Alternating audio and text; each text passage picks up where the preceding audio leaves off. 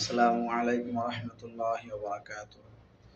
একটি সুন্দর অর্থবহুল দোয়া যা নিজের স্বভাব, চরিত্র, আচার ব্যবহার কেমন হবে এ বিষয়ে এই দোয়াতে দোয়া করা হয়েছে।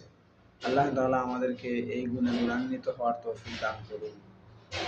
اللهم اجعلني صبورا واجعلني شكورا واجعلني في عيني صغيرا واجعلني في أعين الناس كبيرا اللهم اجعلني صبورا। হে আল্লাহ, আপনি আমাকে ধৈর্যশীল হিসেবে কবুল করুন। ওয়াজআলনি শাকুরা, আমাকে শুকরগুজার বান্দা হিসেবে কবুল করুন। ওয়াজআলনি ফি আইনি সাগীরা, হে আল্লাহ, আপনি আমাকে নিজের চোখে ছোট বানিয়ে দিন।